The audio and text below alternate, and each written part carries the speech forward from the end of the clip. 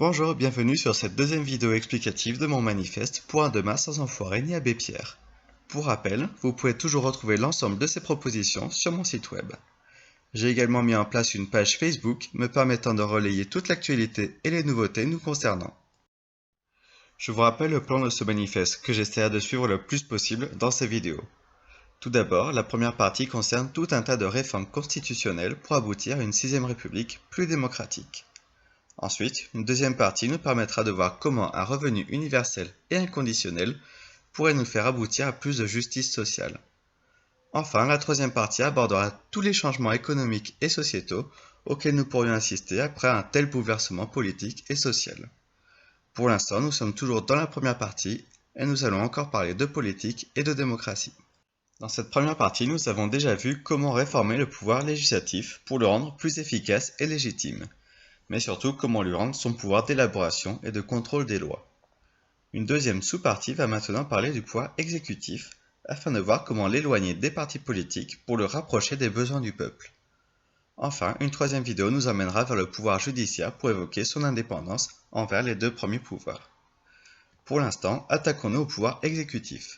Ce sera moins dense que pour notre première vidéo, mais je pense malgré tout vous surprendre, vous allez voir.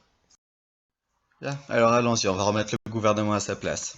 Alors justement, nous allons commencer par faire un lien avec la partie précédente et voir comment le pouvoir exécutif devra s'accorder avec le législatif.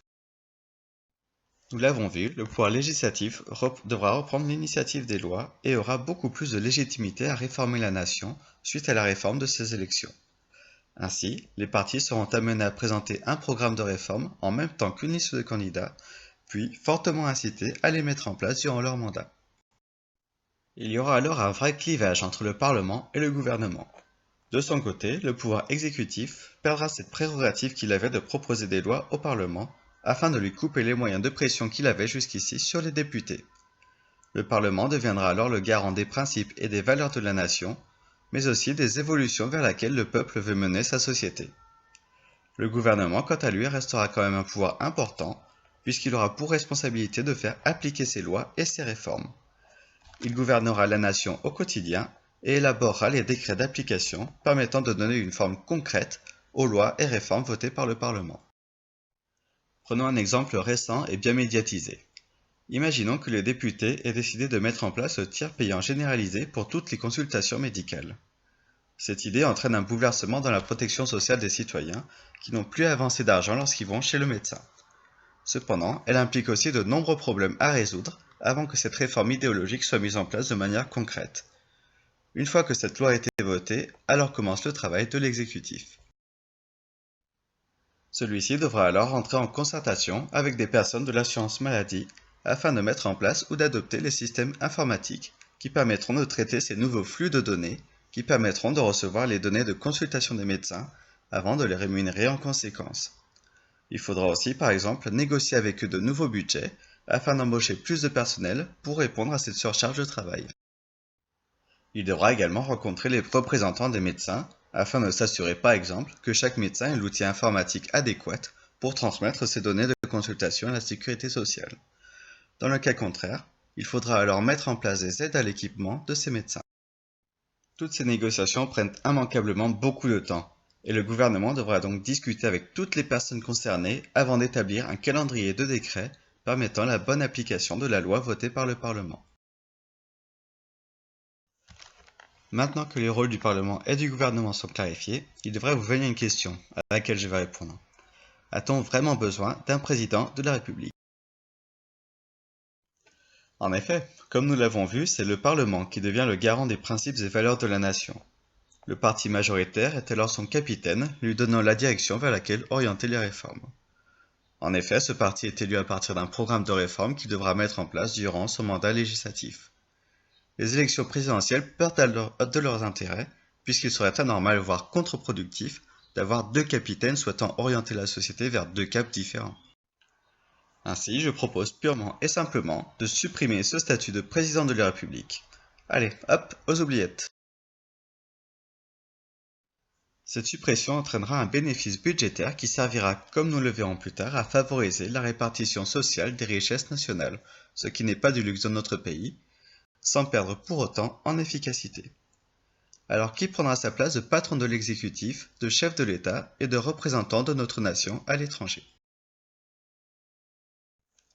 Dans ce système, le chef du gouvernement ou Premier ministre devient alors également le chef de l'État et se voit attribuer la plupart des charges du président de la République et du Premier ministre actuel.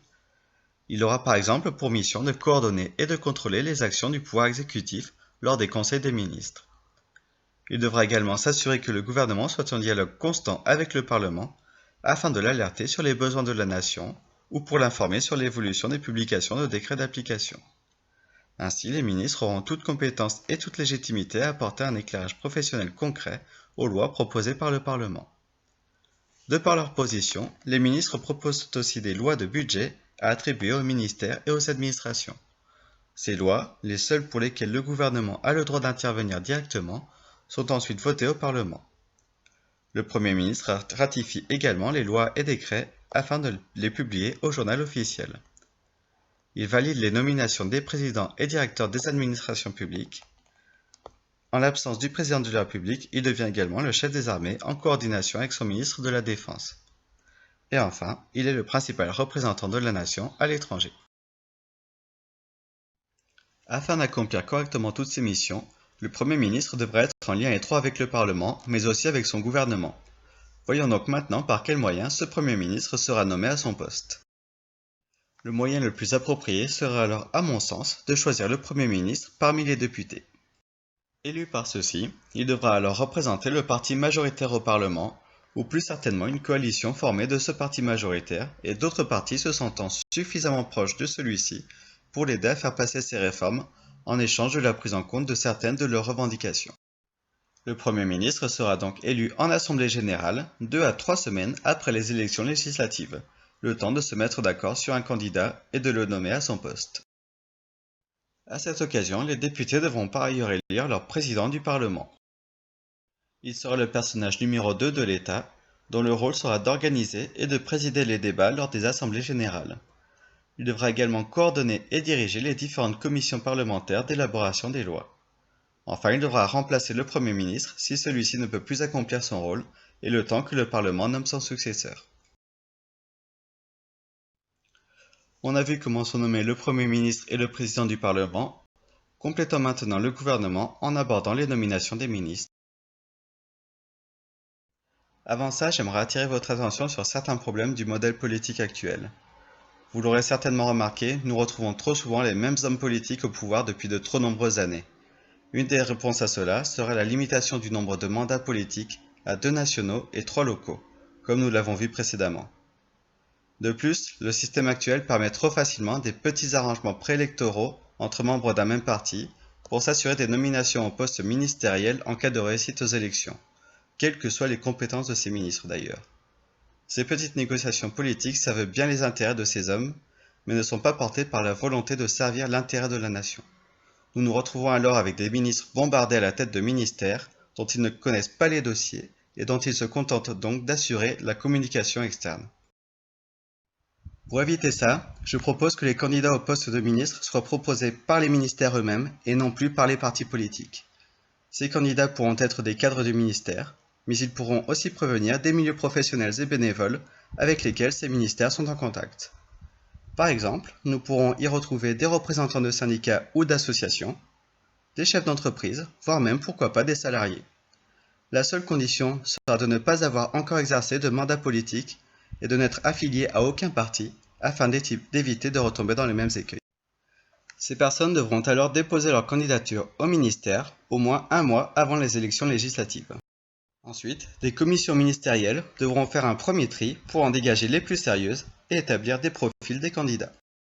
Enfin, ces candidatures seront proposées au Premier ministre. Celui-ci devra alors choisir le ministre qu'il juge le plus à même de mettre en application les politiques que souhaite mener le Parlement. Voilà, notre gouvernement est au complet et nous avons donc fini de voir comment réformer le pouvoir exécutif. J'ai fait un chapitre moins dense que celui concernant le pouvoir législatif, mais ça fait déjà suffisamment de changements à digérer à mon sens. Résumons tout ça. Le pouvoir exécutif sera donc clairement distingué du pouvoir législatif. Le Parlement sera composé d'hommes politiques dont le rôle sera de définir les valeurs et les évolutions idéologiques de la société via les lois et les réformes. A l'inverse, le gouvernement sera lui composé de ministres technocrates plus proches des domaines de leur ministère. Ils gouverneront de manière concrète leur domaine et devront élaborer les décrets qui permettront de mettre en application les politiques dictées par le Parlement. Ils seront en lien direct avec lui et pourront informer les députés des besoins de la société dans leur domaine ou les alerter sur leurs difficultés à diriger.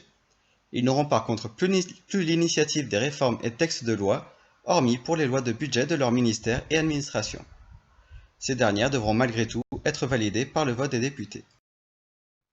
Ces ministres seront dirigés par un Premier ministre.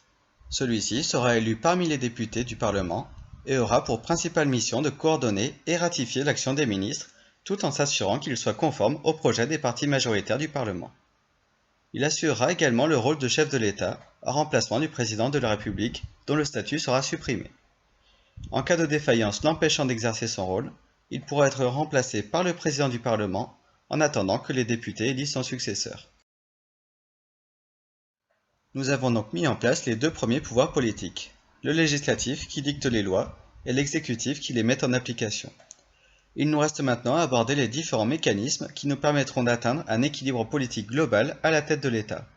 Nous aborderons également le pouvoir juridique et son indépendance nécessaire vis-à-vis des deux premiers. Mais tout cela fera l'objet d'une troisième vidéo que j'essaierai de vous publier très rapidement.